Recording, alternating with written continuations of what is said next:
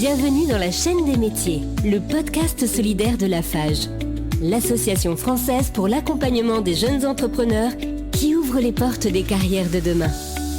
Plongez dans l'univers de professionnels passionnés, découvrez leur parcours unique, leurs défis quotidiens et leurs conseils précieux. Que vous soyez en quête d'orientation ou en pleine reconversion, chaque épisode est une opportunité de trouver l'inspiration et d'imaginer votre avenir. Prêt à explorer la chaîne des métiers ? C'est parti! Non, on a surtout envie de vivre un moment de bonheur. Dans ce rendez-vous, nous sommes très fiers d'avoir l'invité que nous allons découvrir dans quelques instants. Il est maître ébéniste, il s'appelle Christian Detschmann, il est notre invité. Bonjour Christian, bienvenue. Oui, bonjour. Alors, on est évidemment ravis, notre rendez-vous, la chaîne des métiers, c'est évidemment le partage, et j'ai pu comprendre que vous étiez dans le partage, et surtout votre métier est magnifique depuis 1985, donc vous êtes dans ce milieu, vous êtes ébéniste d'art. Pour ceux qui nous écoutent, en quelques mots, comment on synthétise ce qu'est votre métier, Christian ? Disons que dans les métiers du bois, vous avez plusieurs métiers. Vous avez les menuisiers en bâtiment, les menuisiers en siège, les menuisiers agenceurs, et vous avez les ébénistes tout court, et vous avez les ébénistes d'art. Et nous, on fait partie de cette catégorie des ébénistes d'art. Ça veut dire qu'on travaille des bois nobles, on travaille du plaquage noble, on travaille des essences indigènes, on travaille des essences comme l'ébène, le palissandre, et on travaille beaucoup pour les musées et les monuments historiques.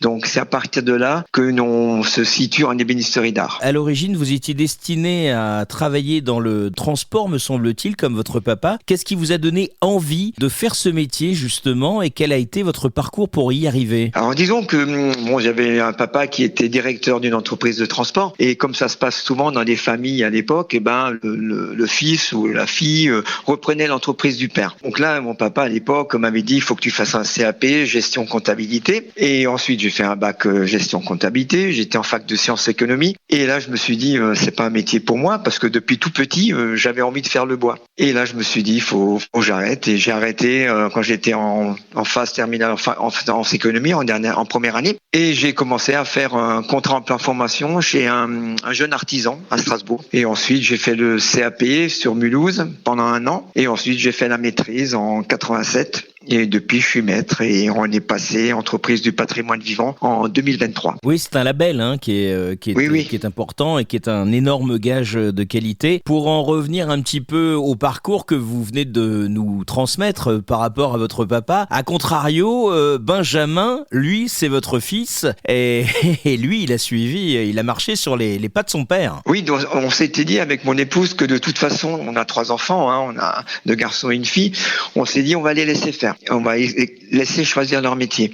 Et donc tous les 3, ils ont choisi un métier, et j'ai eu mon Benjamin qui était avec moi. Un jour, on avait un gros chantier en église, monument historique, et il était avec moi dans la voiture, et on roulait, et c'est lui qui roulait d'ailleurs, et il me dit papa, est-ce que tu me prendrais comme apprenti chez toi? Alors qu'il avait fait un bac S, il avait fait après histoire de l'art. Alors pour moi, c'était un peu un choc, parce que de se retrouver du jour au lendemain dans la voiture avec mon fils, me demander de travailler avec moi, c'est pas évident. Et donc ça fait maintenant 15 ans, 18 ans qu'on travaille ensemble, et depuis le 1er janvier, c'est lui qui est maître de l'ébénisterie. Un beau parcours, belle histoire en tout cas. À quoi ressemble une journée type pour vous, Christian ? Mais la journée type, vous arrivez le matin, donc vous ouvrez l'atelier, les ouvriers qui arrivent, vous commencez à travailler, vous préparez le travail pour tout le monde. Ensuite, chacun dans l'entreprise, quand on l'avait créée, on s'était dit que c'est pas une entreprise où un fait une tâche comme ça, l'autre fait une tâche, et on est en ébénisterie d'art. Donc quand on fait une restauration ou un travail, le jeune ou l'ouvrier fait son travail du début jusqu'à la fin. Donc le matin, quand vous arrivez, vous donnez des travaux à tout le monde, vous avez les devis clients, vous avez des factures clients, vous avez les dessins, les esquisses, vous êtes obligé de partir en monument historique. Donc une journée, c'est très complet, et après vous avez la comptabilité, vous avez toute la gestion à gérer, ça souvent on le fait le soir. Donc c'est une journée évidemment très riche. D'ailleurs, vous dites que vous préparez un peu le travail. On parlait de transmission. Chez vous, justement, vous êtes êtes très très très ouvert. J'imagine que vous avez beaucoup d'apprentis chez vous? Oui, on a depuis que j'ai créé l'entreprise, donc en 85, je suis devenu maître en 87. Donc à l'époque, on était obligé d'être maître pour prendre des apprentis. Donc dès que j'étais maître en 87, j'ai commencé à prendre mon premier apprenti et on a tout le temps des apprentis. Et donc là, on a une jeune fille en apprentissage et un jeune garçon. Et j'en ai formé à peu près une quarantaine depuis que je suis installé. Vous avez un bel espace en tout cas pour ces apprentis, me semble-t-il. Vous êtes dans un vieux corps de ferme alsacien de 450 mètres carrés et vous mettez vraiment un point d'orgue à dire que chacun doit vraiment avoir son espace. Votre métier, ça nécessite d'avoir justement de grands espaces pour être libre et travailler correctement? Oui, il faut que chaque salarié ou apprenti ait son espace de travail. Donc ça veut dire un espace de travail, c'est un établi bois, plus une caisse à outils qui est proprement pour lui et pas pour les autres. Et c'est primordial parce qu'il faut se sentir un peu dans un cocon, dans ses chez soi. Et c'est ce qu'on a essayé de créer dans l'atelier main, parce qu'on a un atelier main et un atelier machine. Et l'atelier main, on a mis un petit parquet en bois pour vraiment se centrer avec des baies vitrées. Et comme vous disiez avant, on est dans une ferme alsacienne, donc l'atelier main donne dans la cour et on est vraiment un peu libre et on a des fleurs, on a mis des plantes, donc ça fait un peu comme si on était chez nous à la maison. Et c'est ce qui donne un esprit de travail beaucoup plus ouvert que si vous êtes dans une usine ou dans un hall préfabriqué où vous travaillez à l'intérieur. Ébéniste d'art en France, vous êtes de moins en moins nombreux, j'imagine. Bah oui, c'est pour ça qu'on a eu le label entreprise du patrimoine vivant, parce qu'on n'est plus tellement d'ébénistes en France qu'on travaille de cette manière-là. On travaille beaucoup en plan d'élévation, on a des meubles qui sont cintrés de tous les côtés. On travaille beaucoup dans les meubles liturgiques, donc les meubles d'église. Et on est en France, on n'est plus tellement nombreux à faire ce genre de travail. On dit que vous êtes quand même spécialisé dans la fabrication et la restauration de mobilier et la création surtout de meubles contemporains. J'ai cru voir un reportage sur France 3 où vous avez installé une sorte de meuble que j'ai trouvé magnifique, qui est un petit peu en trompe-l'œil en 3D. Je crois que c'était dans une pâtisserie ou une boulangerie. Oui, on a fait un meuble contemporain, donc c'était cintré de partout et il était donc on en a fait deux. On en a fait une pâtisserie à Strasbourg et c'est un chocolatier. Un peu dans le même esprit, c'est des meubles qui sont cintrés de tous les côtés et replaqués. Donc ça veut dire que sur une partie courbe qui est concave et convexe, on est obligé de travailler avec plusieurs sortes de plaquages. Et c'est un travail énorme qui nous prend énormément de temps parce que tout est plaqué à la main. Donc en ébénisterie d'art, le gros travail c'est manuel, on n'est pas beaucoup aux machines en fin de compte, on est beaucoup à l'établi. Et ça nous donne cette chance-là de pouvoir créer des meubles qui sont hors du commun. Alors justement, hors du commun, c'est aussi donner une indication. Ce meuble dont je fais référence vous a pris 1000 heures de travail. Est-ce que c'est vrai? Oui. Parce que, par exemple, sur le dôme qu'on a plaqué, sur ce meuble-là, on était à deux à travailler, je parle juste du plaquage. Ça veut dire plaquer le dôme qui n'était pas un dôme très important, c'était un dôme qui devait faire à peu près 1,50 m. On était à plaquer ce dôme à 2 personnes pendant 15 jours. Donc, vous voyez le nombre d'heures de travail juste pour faire le dôme et le plaquer, puisqu'il était concave et convexe. Et donc, toute la difficulté est là de choisir son bois. Et c'était de la loupe de frêne olivier. Donc, c'est un bois très cassant, très difficile à manipuler. Donc, on le mouille un petit peu, on le travaille, on le plaque et tout est fait à la main. Il n'y a aucune machine qui peut vous faire ça. Ouais, c'est assez incroyable. Merci Christian de partager ça avec nous. Alors, selon vous, quelles sont les compétences et les qualités essentielles pour réussir dans votre domaine pour un jeune qui nous écoute? Et puis j'aimerais aussi qu'on fasse un petit clin d'œil à tous ceux qui souhaiteraient, en vous écoutant, quitter leur job et se reconvertir. Est-ce que c'est possible et compatible? Oui, tout à fait, parce que là, on a un ouvrier qui nous a rejoint, qui est ingénieur, qui a Bac plus 7 plus 8 et qui nous a rejoint depuis maintenant 4 ans, qui a fait un contrat de professionnalisation, qui a fait un stage chez nous pendant quelques temps, 2 semaines, et qu'on a gardé et qui est ouvrier maintenant. Donc, il y a une reconversion qui est possible à un certain âge. Donc après, c'est des gens qui ont fait des voies différentes des nôtres au départ, un peu comme moi au départ aussi, et qui a vu après que s'ils n'étaient pas faits pour ça, ils sont revenus. Et c'est une personne qui s'éclate complètement dans son travail, qui est hyper douée, et ça fait plaisir parce que disons qu'on n'est pas figé. Si des gens, par exemple, qui ont 25 ans veulent revenir nous rejoindre, c'est possible. C'est pas juste des jeunes d'apprentissage qui ont 15 ans, qui viennent faire leur cursus, qui vont rester chez nous. C'est forcément des gens aussi qui ont une maîtrise, qui ont un savoir-faire dans d'autres domaines. Et c'est intéressant parce que dans l'ébénisterie, ingénierie, on travaille beaucoup les mathématiques. Donc, si vous avez des jeunes qui sont limités en mathématiques, en ébénisterie d'art, puisqu'on travaille dans les volumes, c'est difficile. Donc, il faut quand même qu'ils aient une base au départ d'école pour avoir intégré après une entreprise d'ébénisterie d'art. Et les compétences et les qualités, selon vous, en tant que maître, qu'est-ce qui est véritablement essentiel aujourd'hui pour réussir ? Mais aujourd'hui, si vous voulez être maître, déjà, c'est être calme dans son travail. Vous n'êtes pas en train de vous exciter quand vous êtes à l'établi, puisque c'est très minutieux.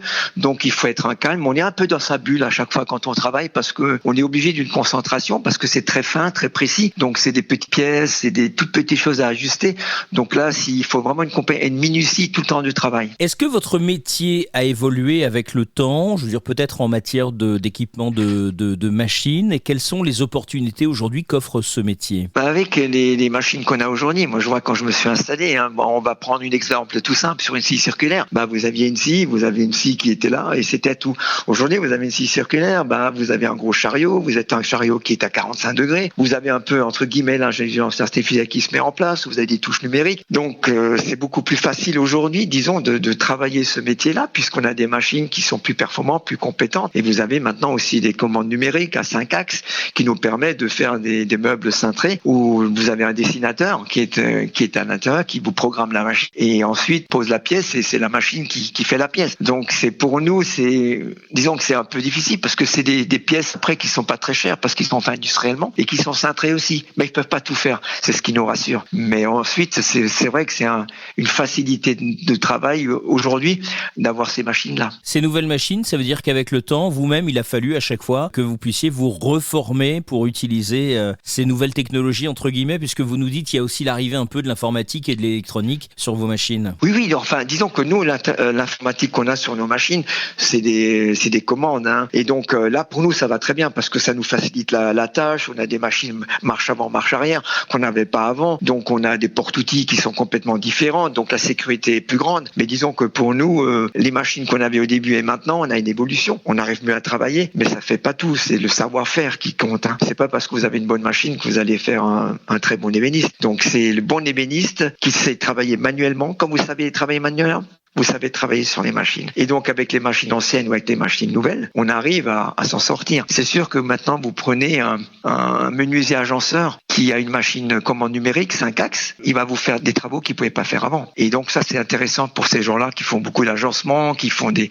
grandes séries, et où là, c'est beaucoup plus productif. Et ils arrivent à avoir des prix qu'on n'aurait jamais pu avoir avant. Quel a été le moment, Christian, le plus marquant de votre carrière et quel conseil vous donneriez à quelqu'un qui souhaite se lancer ? Mais surtout d'abord, un moment marquant de votre carrière. Un moment marquant, c'est quand le fils il est venu travailler avec moi. Ça, c'était un grand moment parce que même si parfois on se chamaille sur des trucs, c'est quand même un grand moment de se dire que on a créé une entreprise et l'entreprise elle va durer. Parce que cette année, ça va faire 40 ans. Donc on se dit que peut-être qu'un des enfants de mon fils va continuer aussi. Donc ça, c'est des gros moments. Après, un autre gros moment, c'est quand vous passez entreprise du patrimoine vivant. C'est un gage de savoir-faire qui est reconnu par l'État, qui est reconnu par tout le monde. Et donc ça, c'est des grands moments où vous dites, vous avez réussi dans les 40 ans de votre carrière. Et donc, un conseil que vous donneriez à quelqu'un qui souhaite se lancer ? Mais il faut pas avoir peur, je pense que c'est souvent les jeunes, quand ils s'installent, aujourd'hui un peu moins, parce qu'on est quand même aidé un peu par tous les médias, par tout ce qui se passe autour, ils savent un peu faire. C'est de pas avoir peur, parce que aujourd'hui, quand on s'installe,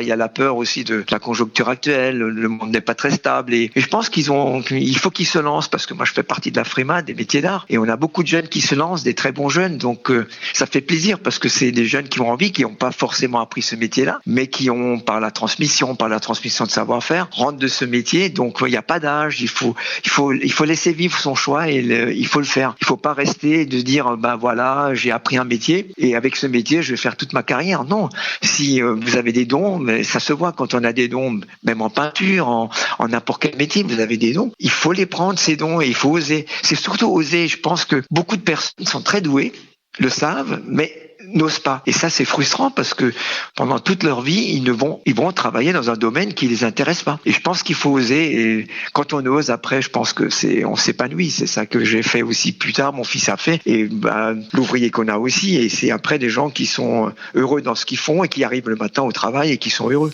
Merci pour cet échange, Christian. C'était évidemment un grand moment de bonheur. Pour terminer, pourriez-vous nous recommander une personne de votre entourage qui exerce un autre métier et qui pourrait partager avec nous sa passion et son expérience dans un prochain épisode de la chaîne des métiers? Y avez-vous pensé? Oui, alors quand je travaille en musée, on a forcément, quand on travaille en musée ou en monument historique ou dans les meubles liturgiques, on travaille à plusieurs. Ça veut dire que nous, on travaille avec un sculpteur et je travaille avec un doreur. Et c'est un jeune doreur qui s'est mis à son compte et on travaille avec lui maintenant depuis 3 ans en monument historique. Et je vous le conseille parce que c'est une personne superbe, gentille, douée, extraordinaire et il s'appelle Stéphane Linder et il est doreur sur Strasbourg. Eh bien écoutez, ce sera avec plaisir. Vous nous envoyez ses coordonnées et on le rajoutera à la chaîne des métiers. Merci beaucoup d'avoir répondu à nos questions. Cher Christian, c'était un vrai moment de partage et de bonheur. Merci à vous aussi. Bonne journée. Au revoir. Au revoir Christian. Merci d'avoir écouté la chaîne des métiers, le podcast de Lafage qui dévoile les richesses du monde professionnel. Vous avez aimé cet épisode ? Partagez-le autour de vous et contribuez à cette grande chaîne solidaire pour l'orientation des jeunes. Et si vous connaissez un professionnel inspirant, n'hésitez pas à nous le recommander. Retrouvez-nous sur l'ensemble des plateformes de podcast, réseaux sociaux et sur notre site www.afage.fr pour découvrir d'autres épisodes et accéder à des ressources complémentaires. Ensemble, construisons un avenir où chacun trouve sa place. Lafage, c'est vous.